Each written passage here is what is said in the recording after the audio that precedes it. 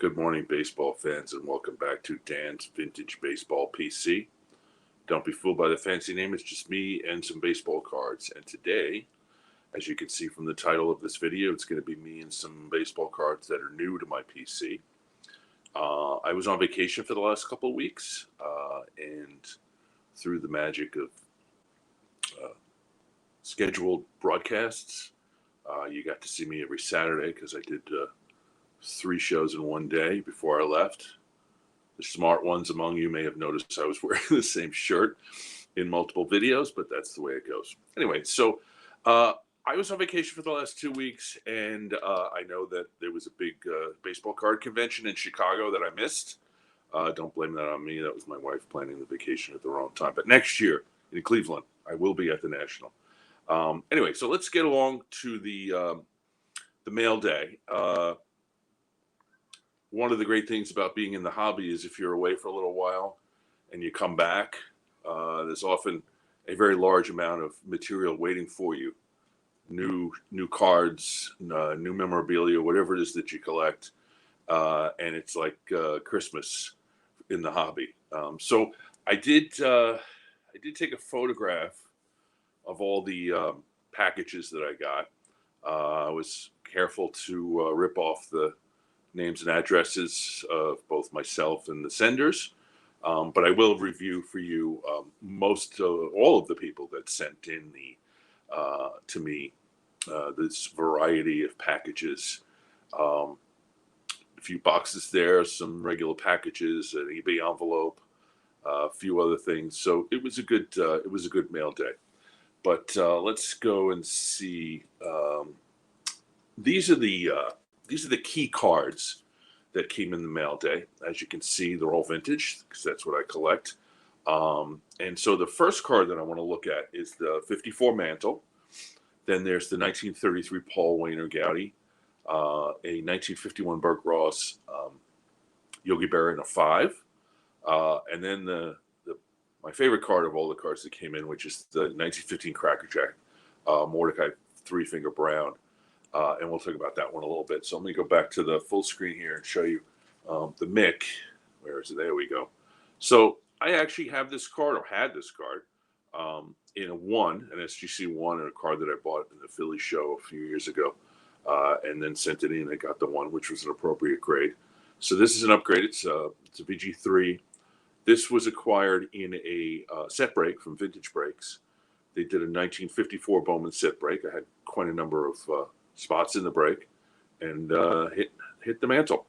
So this card is going to replace the SGC 1 in my mantle run, and I can't show you the SGC 1 because I already sold it. I actually mailed it out yesterday. So happy to upgrade the mantle in a set that I'm working on, and also in the mantle run. And this is, of course, iconic Smilin' Mick in the old wool uniforms from the 1950s in what is a 4th-year card. So the other card that I'll talk about a little bit is this 1933 Paul Waner. This is a Hall of Famer, famous hitter for the Pirates, a VG3 from SGC. This was also in a Vintage Breaks set break. They did a huge 1933 Goudey set break, and they had every single card in the set except for the Naplohoy, and there were 4 Mantle. I'm sorry, 4 Babe Ruths, 2 Lou Gehrigs, and 30 some odd slab cards. And I was lucky to get this slab card. I had 4 total slots, and I actually did pretty well. I would say that I did about broke even, but I ended up with this card, and we'll see a couple more later on. This is the 1951 Bert Ross Yogi Berra. I was offered this card in a 4 at a price that I actually ended up paying for this card online on eBay. It was Probstein auction. Now, Probstein is one of the larger sellers on eBay. Many times you'll not be able to get in, and you'll get sniped or whatever. But on this card, I happened to get the price that I wanted, and sometimes you can do that. So this is not only Berra run. I have about half a dozen 50s cards of Yogi at this point, but also, as I've mentioned multiple times before, working on the 51 Burke Ross. And this is fortunately the last of the biggies. So at this point, it's just me tracking down some commons and some smaller stars to finish that set. It's a total set of 40 cards, so it's not all that difficult. And I think at this point I have about 25. So it's not going to be long before I do the Burke Ross video. And finally, of the biggies, this is the biggie of the biggies. This is my first Cracker Jack card. Now, Cracker Jack did cards in 1914 and 1950. 1914 were the cards that were actually in the Cracker Jack boxes. So there's a problem getting them in really good condition because they have all sorts of food issues and quality issues. The 15s were the cards that the kids sent away for. So what came back were not damaged from being next to Cracker Jacks in a box. But so the 15s are a little bit easier to find at higher quality. This is a 1.5, which is a fair grade, but it presents really nicely. There's no major creases. It's mostly just corner damage and a little bit of staining here and there. And as you can see from the back, kind of looks like a Gowdy card a little bit. But anyway, so the great thing about this card, you can see at the bottom, is Mordecai Brown playing for the St. Louis Federals. Now, as you know, Mordecai Brown was one of the great pitchers of the Cubs in the decade before these cards were made. He has a terrific Tito 6 portraits that I have that you'll see on future episodes. But he was sort of coming to the end of his career in 1914 when the Federal League was established, and so he skipped over. I think the Cubs released him. He ended up on Cincinnati, and then he skipped over to the Federal League where he became player manager for the St. Louis club. Now, this is a 15 card. He only played for St. Louis in 14 and actually got released from his position as manager and as a pitcher. And he ended up playing that last part of the 1914 season for the Brooklyn Tip Tops, a team that I kind of liked because they were in my city, or were 100 something years ago. And they played at Washington Park, which is a location over in Brooklyn where there's still not a portion of the field, but there's a nice little plaque commemorating that. I'll get that on the show sooner or later. But anyway, so he played for Brooklyn, and then he played 15. He was on the Chicago team in the Federal League, and he actually did pretty well.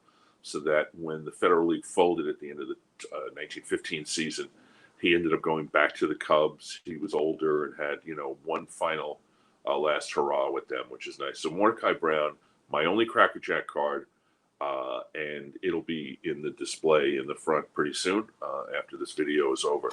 So happy about that one. So let's go back to the cards that I got. So those are the 4 biggies. Up next is the rest of the major part of the haul. Now, this isn't the entire haul because there were some chunks of commons and things that I've used to build sets, but this is the rest of the haul. As you can see from the top left, that's the 52 Newcomb, 52 Bowman Newcomb, terrific card. Love this one. I got that. 57 Campanella, which is his final Brooklyn card, and unfortunately his final playing days card because of his tragic accident. And then next to him is the 53 Bowman Enos Slaughter. They're all 4s. They were all acquired in the same auction at really good prices, and I'll give you the name of that auction in a little bit. It's Gators Collectibles. From the bottom left, that's a 1979 autographed rookie card of Ozzie Smith. The middle one is the Spawn, which is, if you recall from my Spawn video a couple months ago, I don't really collect the early 60s Spawn. But if they come into my possession at a decent price, which is what this did, I'll pick them up. And then the 68 Yaz, which is fitting into my 1968 collection. I'll get to the big photograph in a second, but on the far right are another pair of commons from the 1953 Bowman set, which I'm building in slabs. I have the complete set, but I'm upgrading it to slabs. To the left of that are 2 1933 Gowdy cards. There's Ben Chapman from the Yankees, and there's Honey Manouche from Washington. Both of these cards are in gradable condition. The Manouche it could be like a 4 in that quality. I'm sending these both off to SGC probably in the next week or so. So that'll be an SGC reveal video in a few weeks. But the Manouche he's a Hall of Famer. And so if I can get that card in like a 4, that's going to increase the value of that and would probably bump me up to about making even money on the set break. The card in the middle, the big one, is not a card. It's a Type 1 photograph. That is Sam Jethro, who I am collecting his complete run, and there will be a video of him coming up pretty soon. I'm missing one card and another card I need to upgrade to slab, but this is his 1954/55 appearance in the Cuban League. After his Major League career was over, he played a season in the Cuban League. He had played in the Cuban League before he debuted in the major leagues. So this was his return to the Cuban League, and you can see he's wearing glasses, and I'm saving the story of the glasses for the video about Sam Jethro. So nice mail day. Not going to be going on vacation for a while, so I won't be doing any mail day videos for a little bit. But just wanted to give a shout out to all the people who provided these cards. Probstein was the eBay card, the Yogi Berra. Gainers Fine Consignments is a small auction house from Chatham, Massachusetts. I had never dealt with them before.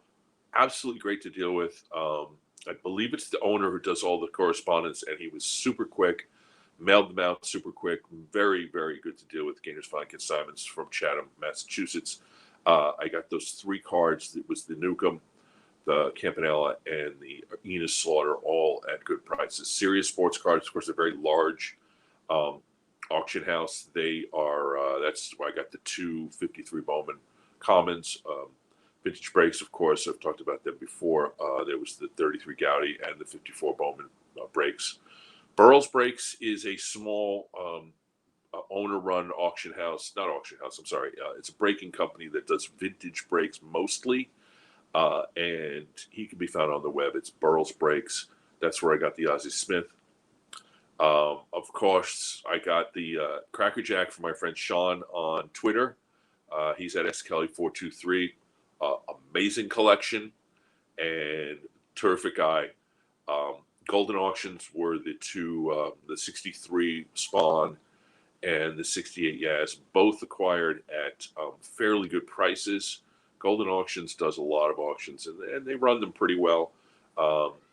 They do a weekly, a monthly. They do big stuff, so I would recommend going over there because the prices, you can get some decent cards at decent prices if you track the right ones. And of course, the Sam Jethro came from my friend Dylan, who is Card Story on Twitter.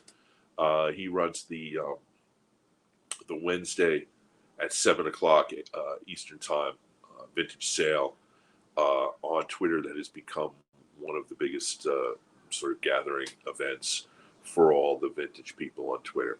So shout out to all those folks who were able to provide me with the cards from my magical Christmas-like mail day. So that's going to be it for this episode. We'll be back next week, either Saturday or Sunday, depending upon my schedule. I'm trying to line up a super collector, but otherwise it'll be another vintage video. So thanks for tuning in, and we'll see you next week.